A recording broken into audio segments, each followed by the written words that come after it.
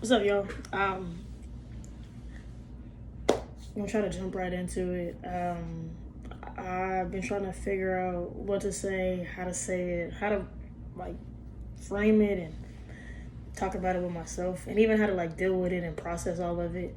Um, and like me, and I'm sure everybody else that I know that is black, I know it's been a struggle all week just to like deal with not only your regular life and what you got going on, but to see like how we're being treated on national TV, in our backyards, just the way people are handling us like dogs, to be honest, even worse than that. So I wanted to take the time out, and I have been wanting to just kind of wait till some of the things not really died down, but just to get like a full frame idea of how to best approach this. So yesterday, or I guess today, one of my homies in LA, Jonathan, posted about APA, and now it's perfect time to like say something, do something, you know. And excuse me, I shared it to my story. And if you don't know, APA is American Planning Association, which is basically like the big organization for all the planners nationwide, all 50 states type of thing.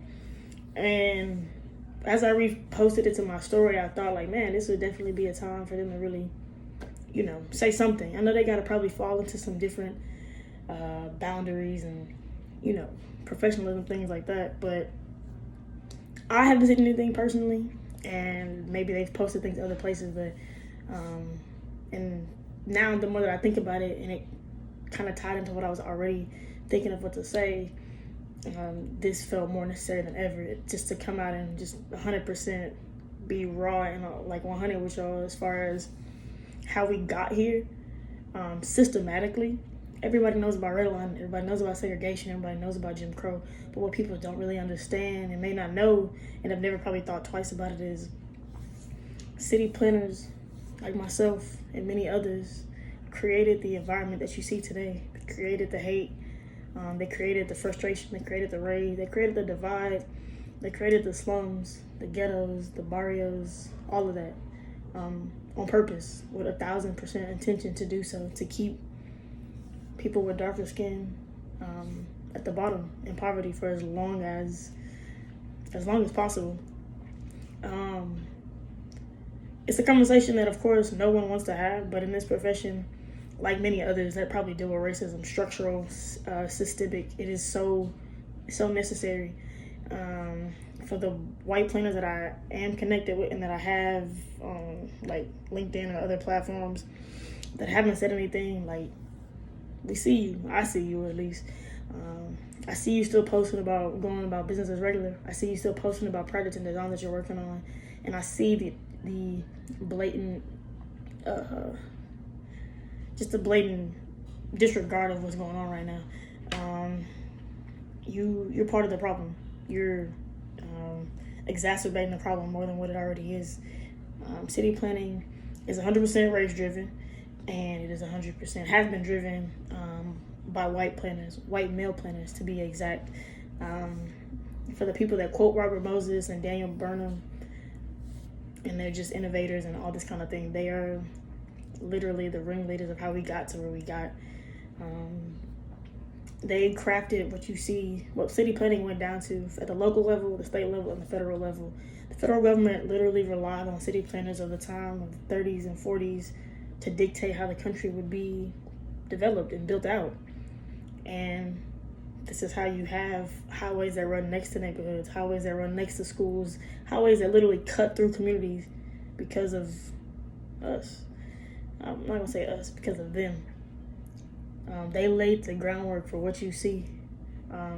So if you ever wondered why, man, this particular community is so pushed away, food does it, they don't have access to transit, they gotta go X amount of miles to get to transportation, this, that, and the third, even all the way down to owning a business. You probably know about buying a home, but they set that in place.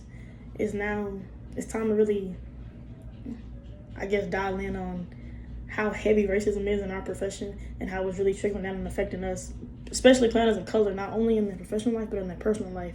Like, we take this shit to heart. It hurts. it is hard to swallow the pill of how do we move forward, how do we deal, how do we bounce back and go to work. I know it sounds crazy, but thankfully we are in a situation where most people are working from home, so they got to kind of decompress at home. They got to let out emotions, whether that was anger, frustration, rage, even tears. Hell, I dropped a couple tears last night. Just everything hit me at once for the fact of there are people that are literally just, I don't even know, just disgusted with the fact of who I am and people that look like me based on the color of our skin, nothing else. And it's even more frustrating to know that you've been a part of something that has helped advance that.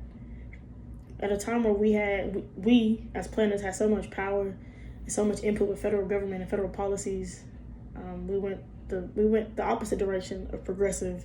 We went the segregation route. We went to the route of allowing Jim Crow to exist and allowing, even after segregation and desegregation went into effect, so many cities still lived by color law, which is basically undocumented separation of whites live here, blacks live there, and in this area, y'all can only shop, eat, recreate, things like that. We've never been able to really exist comfortably, period, in any state and throughout the United States. And as uncomfortable as it may seem now, it doesn't seem as daunting because I am black and I'm always gonna be black. That's never gonna change. And because of the love I have for not only my culture and people that look like me and communities that look like me, I see it. I see the trickle down effect in every black community I've ever stepped foot in. I see how policies, I see how misinformation, I see how miseducation and half-ass community engagement and half-ass plans, comp plans, master plans, area plans, I see what they don't do for my communities. I see how people allow form to pretty much triumph over function.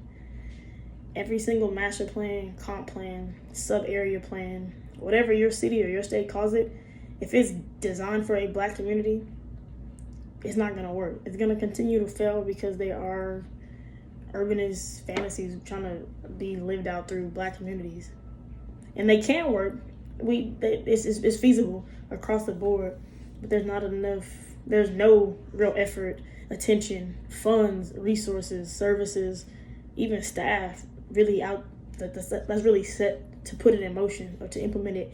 It may get started and then it'll be on a standstill for who knows how long. And that's where I come in, as far as I want people to understand that yes, it's systematic. Yes, it's shown in all these other different professions and levels, whether it's wealth, housing, education, everything. Racism is literally embedded in that, but that became even more accessible for the fact that city planners allowed it. They pretty much put it on paper as law. This is how the environment's supposed to be built out. This is how the built environment needs to be. We need to keep them over there and let us thrive over here. Say all that to say, if you've ever felt like you wanted to make a change or you wanted to be something different, you wanted to be a light, from an organizational standpoint, now is the time more than ever. For your black employees, your black planners, your black staff, this is affecting them in ways that you can't even fathom. You can't even imagine what they're going through, what we're going through. And for the people at the top, urbanism can't go on the way that it's been going on. It just can't. If you really want to talk that equity talk, you got to really walk that equity walk. I honestly don't even want to hear the word equity come out of a non-black planner's mouth for the rest of the year, because it's something that progressive planners and progressive organizations push so tough, but they do not do at all. They just talk it. They do not really walk it. They don't even implement, don't even try. And that's frustrating. It's frustrating as hell, because with a little bit of effort, it could the whole narrative of it could be changed. To my black planners and colleagues and friends, I don't even have the right. I still don't have the words. All I can say is, I admire you. Keep going. I love you. I love what you're doing. I love that you put your all into trying to make this profession reflective of who it's supposed to really serve. I can't tell you when it's gonna get better. I can't tell you when it's gonna feel better. I can't even tell you when they're gonna start treating us with the proper respect that we deserve as Black planners in this realm. But I can tell you that we gotta keep going. We gotta keep pushing. We gotta keep pissing them off, and we gotta keep pushing the narrative of wide representation for us as across the board, Latino, Asian, Native American, and women, most definitely. Why that is so crucial. That's how we get into these secret clubs. That's how we thrive so hard that we can break off and do our own thing. I'm thankful for y'all, to be honest. For people that follow me, that are planners, colleagues, friends, associates, whatever, and that are not Black. For the people that have spoken up and said something and have been sharing resources and stuff like that, thank you. Like, that it may seem small because it's on social media, but it's huge. You're educating yourself and others that look like you on the fact of where we may be. Because me, quite frankly, I'm tired of educating, and I'm tired of sitting down with people holding their hands like they're kids. Because at this point, I'm convinced people know, they just don't care, and they're not trying, and they don't want to. So for the people, for white planners and colleagues and friends that have spoken up, that have said something, that have shared resources, out protesting, whatever, thank you from the bottom of my heart, most definitely. Keep doing that. Keep pushing the narrative. Keep trying to understand how to be better. Because at the same time, we're trying to figure out how to be better, but we're trying to decompress. We're trying to bounce back. We're trying to finally get them to understand, like, this is why representation matters so much. This is why it's so necessary to have people that look like us, look like this, design communities that are predominantly this. This is why it matters so much to be about the things that you talk about. This is why it's so important to implement true, like, just be a true beacon of light instead of just like trying to pat your resume or tout how great of a planner you are, just trying to push in on principles and concepts that you don't even give any background to. You don't even understand that this community is what it really is. That is why it's so important. As you already know, I'm 100% progressive as far as creating Black spaces.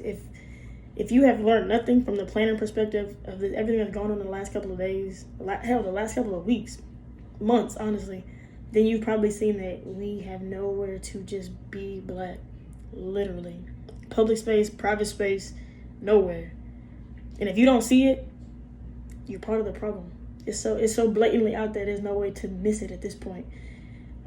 I don't want to do anything else before I put these communities first, before I really understand how to make public space accessible to Black communities. And hell, if it gets to the point where they have to be exclusively Black first and then for them to integrate, then so be it. Because right now we don't have a single place to exist as we are without being harassed, followed, stopped, or just anything, just not being able to exist as we are. It's always something. And that is 100% all that I've seen since everything that's been going on. It's literally the most glaring thing that I've been seeing every time I see another hashtag, on top of the fact that I'm just like heartbroken by it. I said this once, I've said it before, I'm gonna say it here forever. I'm Black first and foremost. Don't ever get it twisted. The color of my skin is always gonna identify and is always gonna exemplify who I am and what I do. I'm an urban planner second, and that's to be a light in my community or any community that I serve, because that's what I chose. That's how I feel like I can make the biggest impact based on what I've learned, skills I have, and how I'm still learning about how to be better and how to serve better. At the end of the day, I just want y'all to continue to push. Of course, take time to figure out where to go next, how to grow, how to get better, and how to deal with all of it. Continue to support Black-owned businesses, of course, and continue to even support just people out in your community activists, community champions, community leaders. They need more love. They need more support, and to keep educating people that look like us. They have some of it, but they may not have all of it. Some people may not have any of it. Continue to educate people that look like us about what we do, and how we have always have been the bad guy, but how we're changing the narrative now.